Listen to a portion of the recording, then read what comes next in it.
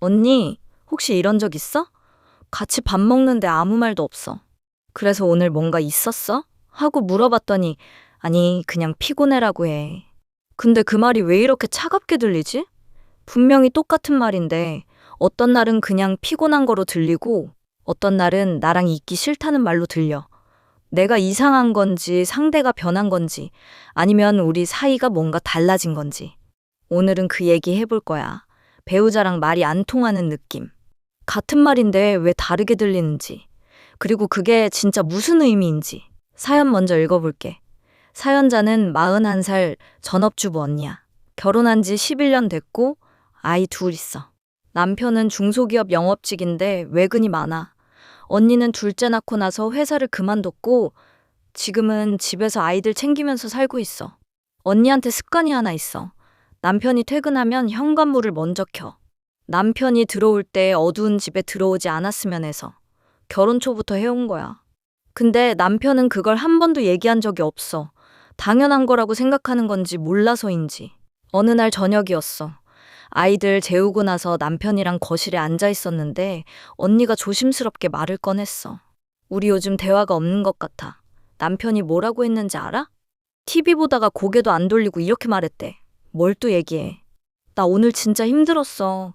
언니는 그 순간 말문이 막혔대. 또, 그 또라는 단어. 내가 자꾸 뭔가를 요구하는 사람이 됐구나. 그게 너무 선명하게 느껴졌대. 그래서 그냥 아무 말도 안 하고 방에 들어갔어. 이불 덮고 누워서 천장 보면서 이런 생각을 했대. 나 이 사람이랑 평생 이렇게 살아야 하나? 그날 이후로 언니는 남편한테 먼저 말을 거는 횟수가 줄었어. 어차피 통하지도 않으니까. 근데 그렇게 하면서 더 외로워졌어. 현관불은 여전히 켜. 그것만은 아직 하고 있어. 언니, 나 이 사연 읽으면서 가슴이 좀 아팠어. 근데 있잖아. 오늘 나는 언니한테 그냥 위로만 하려는 게 아니야. 진짜 얘기 좀 하려고. 따뜻하게. 근데 솔직하게. 일단 먼저 이것부터 말할게. 언니 감정은 진짜야. 말이 안 통한다는 그 느낌. 무시당한다는 그 느낌. 혼자만 노력하는 것 같다는 그 느낌. 그거 다 실제로 느끼는 거고 그게 틀린 게 아니야. 근데 동시에 이것도 같이 봐야 해. 지금 언니가 경험하는 이 상황이 언니 남편이 나쁜 사람이어서 생기는 건지 아니면 우리가 가까운 사람이랑 살 때 거의 다 거치는 어떤 단계에서 생기는 건지 그 차이가 엄청 중요해. 있잖아. 연애하거나 결혼 초에 사람들이 상대방 말을 해석하는 방식이랑 몇 년 지나고 나서 해석하는 방식이 달라져. 처음엔 상대방이 말을 좀 짧게 해도 아, 원래 말이 없는 사람이구나. 깊이 있어 보여 이렇게 읽어. 근데 시간이 지나면 같은 말이 나한테 관심 없다는 거잖아로 들려. 상대방이 달라진 게 아니야. 내가 읽는 방식이 달라진 거야. 왜 이렇게 되냐면 처음엔 상대방에 대한 기대가 아직 현실에 부딪히기 전이거든. 이 사람이라면 나를 이해해 줄 거야. 이 사람이라면 내 마음을 알아줄 거야. 이런 기대가 살아있어. 근데 같이 살면서 현실이 기대랑 달라지기 시작하면 그때부터 상대방의 말 하나하나가 그 기대를 확인하거나 배신하는 증거가 돼. 남편이 오늘 힘들었다고 한 말, 그 말 자체는 그냥 오늘 힘들었다는 말이야. 근데 언니한테는 어떻게 들렸어? 나는 내 얘기 들을 여유 없어로 들렸잖아. 그리고 그 해석은 오늘 처음 생긴 게 아니야. 쌓인 거야. 수십 번 비슷한 장면에서 같은 방식으로 읽어온 게 쌓인 거. 이걸 심리학에서는 확인 편향이라고 불러. 한 번 어떤 신념이 생기면 그 신념을 확인하는 것만 눈에 들어오고 반대되는 건 잘 안 보이게 된다는 거야. 이 사람은 나를 이해 못해라는 신념이 생기면 남편이 뭔가 따뜻하게 해줘도 그건 잘 기억이 안 나고 차갑게 느껴지는 순간만 선명하게 남아. 언니가 현관불을 11년째 켜고 있는데 남편이 한 번도 말 안 한 거 기억하지? 그거 어떻게 해석했어? 당연하게 여긴다. 몰라본다. 이렇게 읽었을 거야. 근데 혹시 이런 가능성은 생각해 봤어? 남편이 그 불빛을 보면서 집에 왔다는 안도감을 느끼는데 그걸 말로 표현할 줄 모르는 사람일 수도 있다는 거. 이게 언니를 달래려고 하는 말이 아니야. 진짜로 우리는 상대방의 내면을 다 알 수가 없어. 그게 철학적으로도 심리학적으로도 사실이야. 잠깐, 이거 중요해. 뇌 얘기를 좀 해야겠어. 왜냐면 이게 언니 잘못이냐 아니냐의 문제가 아니라 우리 뇌가 어떻게 작동하는지의 문제거든. 가까운 사람일수록 뇌에서 이상한 일이 일어나. 우리 뇌는 나 자신을 인식하는 영역이랑 타인을 인식하는 영역이 따로 있어. 근데 연인이나 오랜 가족처럼 정말 친밀한 사람을 생각할 때 그 두 영역이 겹쳐. 그러니까 뇌가 가까운 사람을 나의 일부처럼 처리하는 거야. 이게 처음엔 좋아. 그래서 연결감을 느끼고 같이 있으면 편하고 상대방이 아프면 나도 아픈 것 같고. 근데 문제는 나의 일부라고 인식하니까 내 마음대로 될 거라고 기대하게 돼. 내가 원하면 상대방도 원할 거라고. 내가 느끼면 상대방도 느낄 거라고. 근데 현실에서 상대방은 나랑 완전히 다른 사람이잖아. 다른 방식으로 생각하고 다른 방식으로 감정을 처리하고 다른 방식으로 사랑을 표현해. 그 간격이 느껴지는 순간 배신감 같은 게 와. 이 사람이 나를 이해 못한다는 느낌. 근데 그게 배신이 아니야. 그냥 다른 거야. 아, 근데 여기서 내가 또 솔직하게 말해야 할 게 있어. 내 탓이야. 다른 거야. 이렇게만 말하면 언니한테 무책임한 거거든. 사연 언니 상황을 좀 더 들여다보면 언니가 11년 동안 해온 방식이 있어. 말하지 않고 쌓아두는 방식. 현관불을 켜면서 알아줬으면 하는 마음. 남편이 먼저 알아채줬으면 하는 마음. 이게 나쁜 게 아니야. 근데 이 방식이 언니를 더 힘들게 하고 있을 수 있어. 상대방이 마음을 읽어줬으면 하는 건 사실 엄청 자연스러운 바람이야. 근데 현실에서 대부분의 사람들은 마음을 읽지 못해. 읽고 싶어도 못 읽는 거야. 특히 언니, 남편처럼 표현이 서툰 사람은 더. 그러면 언니 입장에서 뭔가 억울하지. 내가 왜 말을 해야 해? 이 정도는 알아야 하는 거 아니야? 맞아. 억울한 마음 이해해. 근데 그 억울함을 품고 있는 동안 언니는 계속 혼자야. 알아줄 사람을 기다리면서 혼자. 이게 언니 성격이 나빠서가 아니야. 어렸을 때부터 형성된 방식이야. 내 필요를 직접 말하면 부담스러워 보일까봐, 거절당할까봐. 그냥 혼자 사귀는 게 편했던 거. 근데 그 방식이 결혼 생활에서는 오히려 더 외롭게 만들고 있어. 여기서 독일 철학자 쇼펜하우어가 한 얘기를 잠깐 꺼내볼게. 이 사람이 고슴도치 비유를 했어. 고슴도치들이 추운 겨울에 서로 가까이 붙으면 따뜻해지는데 너무 가까이 붙으면 서로 가시에 찔려. 그러면 다시 멀어지고 멀어지면 추워지고 또 가까이 붙고 또 찔리고. 이게 웃기게도 우리 관계랑 똑같아. 언니가 남편한테 다가가서 우리 대화가 없다고 말했을 때 남편이 또라는 말로 찔렀잖아.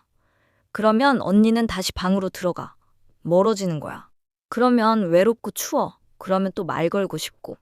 근데 또 찔릴까봐 무서워서 말을 삼켜. 이 반복이 11년이야. 쇼펜하우어는 고슴도치들이 결국 찾아내는 게 있다고 했어. 서로 찔리지 않을 만큼의 적당한 거리. 그게 예의라고 했어. 근데 나는 이게 결혼 관계에서 그냥 거리를 두라는 말이 아니라 상대방이 다가올 수 있는 방식으로 다가가는 법을 찾으라는 말 같아. 언니가 다가가는 방식이랑 남편이 받을 수 있는 방식이 지금 안 맞는 거야. 언니는 감정으로 다가가는데 남편은 감정 대화를 어려워하는 사람이거든. 그러면 언니가 다가가는 방식 자체를 좀 바꿔볼 필요가 있어. 이게 언니가 지는 게 아니야. 이게 언니가 진짜 원하는 걸 얻는 방법이야. 혹시 언니도 이런 느낌 알아? 40대 초반 남자가 있어. 아내랑 10년 넘게 살았는데 아내가 요즘 자꾸 친정 얘기를 해. 친정엄마가 힘들다고 자기도 힘들다고. 근데 이 남자는 그 말을 들을 때마다 뭘 해줘야 할지 모르겠는 거야. 그래서 그냥 조용히 있어. 아내는 그걸 무관심으로 읽어. 남자는 아내가 왜 화났는지 모르겠어. 이것도 같은 거야. 20대 후반 자취생 여자가 있어. 오래된 친구랑 카페에서 만났는데 자기가 요즘 힘들다고 털어놨어. 친구가 맞장구를 치다가 갑자기 자기 얘기로 넘어갔어. 이 여자는 상처받았어. 내 얘기를 들어주지 않는다고. 근데 그 친구는 공감한다는 표현으로 자기 비슷한 경험을 꺼낸 거였어. 이것도 같은 거야. 30대 초반 대학원생 남자가 있어. 지도 교수한테 논문 피드백을 받았는데 교수가 짧게 이거 다시 써봐 하고 끝냈어. 이 남자는 밤새 내가 부족한 건가 싶어서 잠을 못 잤어. 근데 교수는 그냥 수정이 필요하다는 말을 한 거였어. 이것도 같은 거야. 우리는 상대방의 말을 있는 그대로 듣지 않아. 그 말을 내 안에 있는 어떤 필터로 걸러서 들어. 그 필터가 불안이면 모든 말이 위협으로 들려. 그 필터가 기대면 모든 말이 기대를 확인하거나 배신하는 신호로 들려. 그러면 이제 진짜 얘기해 볼게. 뭘 해볼 수 있냐고. 나는 오늘 3가지만 얘기할 거야. 다 해야 하는 게 아니야. 하나만 해봐도 돼. 첫 번째는 내가 뭘 원하는지 구체적으로 말해보는 거야. 언니가 남편한테 우리 대화가 없다고 했을 때 그 말이 남편한테는 너무 추상적이었을 수 있어. 남편 입장에서는 뭘 어떻게 해야 할지 모르는 거야. 그러면 그냥 방어적으로 반응하게 돼. 근데 만약 이렇게 말하면 달라질 수 있어. 이번 주 토요일 저녁에 아이들 재우고 나서 30분만 같이 얘기하자. 일 얘기 말고 그냥 요즘 어떤지. 이렇게 말하면 남편이 뭘 해야 하는지가 명확해져. 이게 왜 중요하냐면 사람마다 사랑을 표현하고 받는 방식이 달라. 언니는 대화와 감정 공유가 중요한 사람인데 남편은 함께 있는 것 자체로 연결을 느끼는 사람일 수 있어. 그러면 언니가 원하는 걸 구체적으로 요청해야 남편이 줄 수 있어. 마음을 읽어달라고 기다리는 것보다 말로 하는 게 훨씬 빠르고 덜 외로워. 이게 언니가 약한 게 아니야. 이게 언니가 원하는 관계를 만드는 방법이야. 두 번째는 남편이 말하는 걸 한번 다르게 읽어보는 연습이야. 남편이 나 오늘 힘들었어 라고 했을 때 언니는 그 말을 내 얘기 듣기 싫다는 신호로 읽었잖아. 근데 그 말을 다르게 읽어보면 어때? 이 사람 오늘 정말 힘들었겠구나. 그러면 언니의 반응이 달라질 수 있어. 언니가 그 순간 이렇게 말했으면 어땠을까? 그래? 많이 힘들었어? 무슨 일 있었어? 그러면 남편이 어떻게 반응했을지 모르지. 여전히 닫혀 있었을 수도 있어. 근데 적어도 언니가 먼저 방어 모드로 들어가지는 않았을 거야. 그리고 남편이 조금이라도 열렸을 가능성도 있어. 이게 나이브하게 긍정적으로 생각하라는 말이 아니야. 상대방의 말에 대한 내 해석이 항상 맞는 건 아니라는 걸 인식하는 거야. 그 인식 하나가 대화의 방향을 바꿀 수 있어. 세 번째는 언니가 언니 자신을 좀 챙기는 거야. 이게 무슨 말이냐면 지금 언니는 남편한테서 받아야 할 감정적 필요를 전부 남편한테서만 채우려고 하는 것 같아. 근데 한 사람이 다른 한 사람의 모든 감정적 필요를 채울 수는 없어. 그건 남편한테도 불가능한 요구야. 언니한테 대화가 통하는 친구가 있어?